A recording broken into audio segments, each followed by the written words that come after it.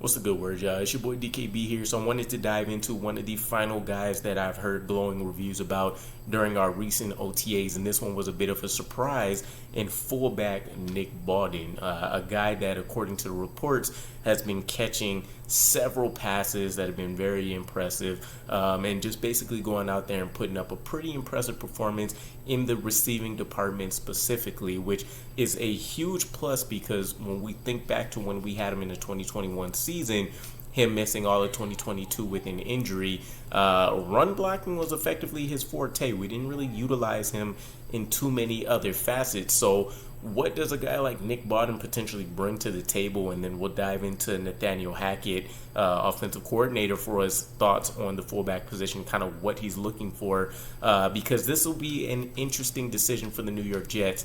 Do you sacrifice a very talented player that probably makes a much more significant impact elsewhere for the added protection and benefits that you may get with the fullback? Keep in mind, in this day and age, a lot of teams have kind of forfeited having a fullback for a reason. You really have the Kyle and the Patrick Ricards of the world that are out there, and then essentially nobody else for the most part. I think maybe 19 teams have one that they utilize to some degree.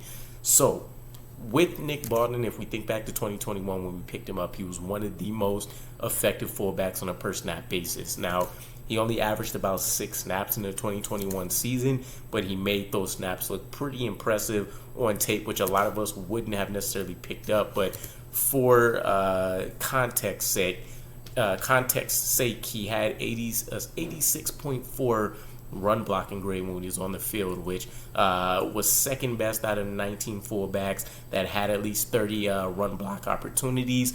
We know he missed the 2022 season due to injury, so seeing him come back, already kind of getting some hype in OTAs, is an excellent sign. And again, can't necessarily stress this enough that it is shorts and shirts, but you also add in the fact that he's not necessarily getting passes from Aaron Rodgers, who was recovering from a calf strain. You're hearing this from guys like Zach Wilson throwing to him, Chris Streveler, Tim Boyle. So pretty impressive stuff for a guy that will be interesting to see if he makes the roster, right?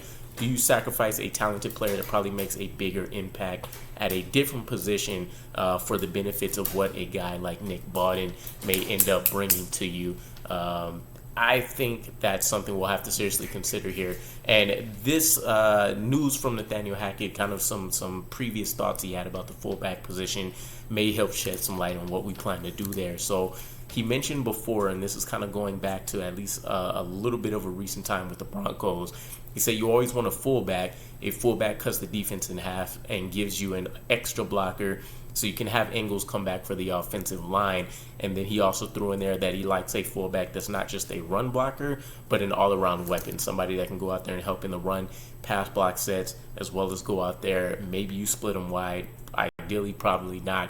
But again, can go out there and be a receiving threat as well, even though it's not like he's going to be putting up multiple touchdowns. Although, for the record, Nick Bawden has been able to go out there and at least make somewhat of an impact when he was called on with a catch for 20 yards, while at least being employed with the New York Jets in 2021. So flashing as a receiver. Not only that, during OTAs, it's just been said that as a whole, he's been getting a lot of action. So I take that to mean that he's been heavily involved in us implementing and installing our run game, which is going to be a much more significant focus for us. So seeing that he's had a strong impact in the run blocking department is something that bodes well for him.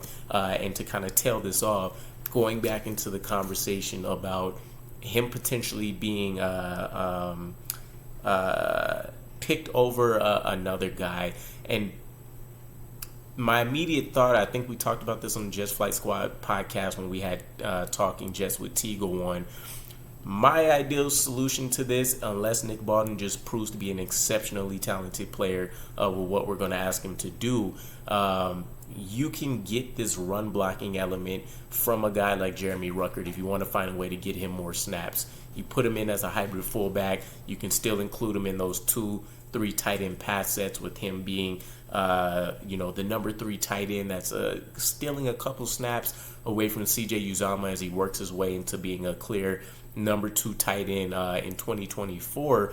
I think that'll probably be the best way to go about this. But again, if this coaching staff decides that Nick Bawden can go out there and effectively handle that fullback role, then all that means is that you're probably looking at a guy like Nick Bawden versus Zach Kuntz, our 7th round rookie tight end. Maybe him versus a guy like E.J. Jenkins that you can bring in, had wide receiver experience. Maybe you can make him one of those bottom tier roster players that can kind of fill in when there's certain injuries that creep up. Him versus a guy maybe like a Zaire Barnes, Hamza Najruddin. It's going to be a lot of different things for us to go about deciding there.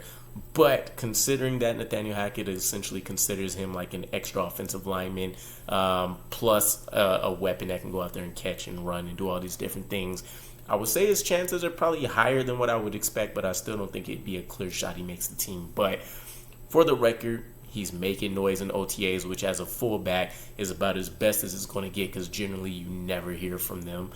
So let me know what your guys' thoughts are. Nick Bawden balling out in OTAs, catching passes all over the place and being heavily involved. And I'll catch you guys again. Peace.